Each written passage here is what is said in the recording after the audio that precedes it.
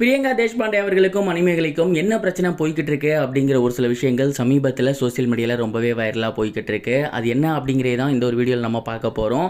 First of all cook with Comali show end of the டேல வந்து பிரியங்காவுக்கும் மணிமேகலைக்கும் ஒரு கிளாஷ் ஆகியிருக்கு. அதனால் பிரியங்கா அவர்கள் மணிமேகலைக்கு ப்ரெஷர் கொடுத்தாங்க அப்படின்னும் மணிமேகலை குக் வித் கோமாளியை விட்டு நின்றுட்டாங்க அப்படிங்கிற செய்தி வெளியாகி இருந்துச்சு. மணிமேகலை அவர்களே இந்த ஒரு நியூஸை அவங்களோட சோசியல் மீடியா பேஜில் ஷேர் பண்ணியிருந்தாங்க. ரொம்பவே ட்ரெண்டிங்கில் போய்கிட்டு இருந்துச்சு. எல்லா கண்டஸ்ட்டுமே அவங்களோட கருத்துக்களை ஷேர் பண்ண ஆரம்பிச்சிருந்தாங்க. தமிழ்நாடு முழுக்க இந்த ஒரு விஷயம் பயங்கர வைரலாக போயிருந்துச்சு.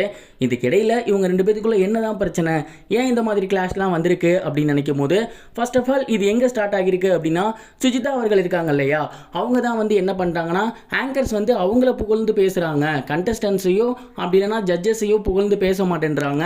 இது எந்த விதத்தில் நியாயம்னே தெரில. பிரியங்கா நீங்கள் ஆங்கராக இருந்தீங்கன்னா என்ன பண்ணுவீங்க சொல்லுங்கள் அப்படின்னு சொல்ல பிரியங்கா அவர்கள் பயங்கர மாசாக பேசியிருந்தாங்க. அதே நேரம் அங்கே இருந்த கண்டஸ்டன்ஸும் சரி ஜட்ஜஸும் சரி பிரியங்கா தான் மாஸ் அப்படிங்கிற மாதிரி சொல்லியிருந்தாங்க. அங்கே தான் இந்த ஒரு சண்டை ஸ்டார்ட் ஆகியிருந்துச்சு. தொடர்ந்து கடந்த சில வாரங்களுக்கு முன்னாடி திவ்யா துரைசாமி அவர்கள் எலிமினேட் ஆகியிருந்தாங்க இல்லையா, அப்போ அவங்க வந்து எல்லாரை பற்றியும் நிறைய பேசியிருந்தாங்க. அதில் அளவுக்கு அதிகமாக பேசியிருந்தது யாரை பற்றி அப்படின்னா பிரியங்கா அவர்களை பற்றி தான். எனக்கு ரொம்பவே ஹெல்ப் பண்ணியிருந்தாங்க, அவங்க இல்லைனா கண்டிப்பாக நான் ரொம்பவே சஃபர் ஆகிருப்பேன் அப்படிங்கிற மாதிரிலாம் அவங்க பேசியிருந்தாங்க. அப்போ பிரியங்கா அவர்கள் அவங்கள புகழ்ந்து நிறைய பேசிட்டாங்க. அப்படி அவங்க பேசும்போது மணிமேகலை அவர்கள் வச்சிருந்த பாயிண்ட்டையும் சேர்த்து பேசிட்டாங்களாமா. இதனால் மணிமேகலைக்கு என்ன பேசுறது அப்படிங்கிறது சுத்தமாக தெரியலை. அங்கே வந்து அந்த செட்லேயே அவங்க திட்டாங்களாமா பிரியங்காவை, நீங்கள் வந்து ஏன் இந்த மாதிரி பண்ணுறீங்க, உங்களால் தான் வந்து என்னால் பேச முடியாமல் போயிருச்சு அப்படின்னு அத்தனை பேத்துக்கு முன்னாடி கத்தி திட்டவும் பிரியங்கா அவர்கள் பயங்கரமாக எமோஷ்னல் ஆகி வேன்லலாம் போயிட்டு உட்காந்து அழுதாங்களாமா. அப்புறம் அவங்கள கன்சோல் பண்ணி கூட்டி வந்து மறுபடியும் ஷூட்டிங் பண்ணியிருக்காங்க. அப்படி இவங்க ரெண்டு பேத்துக்குள்ளே தான் கிளாஷ் ஆகியிருக்கு.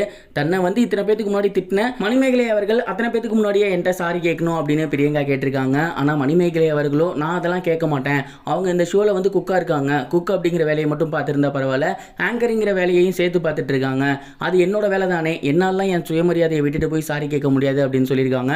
இந்த ஒரு விஷயம் தான் அவங்களுக்குள்ள மிகப்பெரிய கிளாஷாக மாறி ஏகப்பட்ட இடங்களில் அவங்களுக்கு பிரச்சனை வர ஆரம்பிச்சிருக்கு. அண்ட் ரெண்டு பேருமே ஒருத்தரை தாக்கி பேசுறது, அவங்க பேரை சொன்னால் இவங்க கோவப்படுறது, இவங்க பேரை சொன்னால் அவங்க கோவப்படுறது அப்படின்னு அப்படியே இந்த ஷோவை முழுக்க முழுக்க ஒரு வன்மமாகவே போயிருக்கு. நீங்கள் ஸ்டார்டிங்கில் பார்த்த நிறைய விஷயங்களை இப்போ ரீகேப் பண்ணி பார்த்தீங்க அப்படின்னா எங்கெந்த இடத்துக்கிட்ட ஃபேஷியல் மாறி இருக்கு. அண்ட் இது மட்டும் இல்லாமல் எந்தெந்த இடத்துக்கிட்ட அவங்க ரியாக்ஷன்லாம் பாருங்கள், அவங்க கொடுக்குற டைலாக் எல்லாமே இதோட அடிப்படையில் இருக்குது அப்படிங்கிறது தெரியுது. கண்டிப்பாக நீங்கள் இந்த வீடியோ பார்த்தீங்கன்னா உங்கள் எல்லாத்துக்கும் நல்லாவே தெரியும். இதை பற்றி நீங்கள் என்ன நினைக்கிறீங்க, உங்களோட தாட் என்ன? இதெல்லாம் பார்க்கும்போது பிரியங்கா மேலே தப்பு இல்லையோன்னு தோணுது. நீங்கள் யாருக்கு சப்போர்ட் பண்ண போகிறீங்க கமெண்ட் பாக்ஸில் ஷேர் பண்ணுங்கள். இது வரைக்கும் கனெக்டிங் டிவிக்கு சப்ஸ்கிரைப் பண்ணனா மறக்காமல் சப்ஸ்கிரைப் பண்ணிக்கங்க. உடனடி அப்டேட்ஸ் பெறுவதற்கு நோட்டிஃபிகேஷன் பெல்லையும் கிளிக் பண்ணிக்கங்க.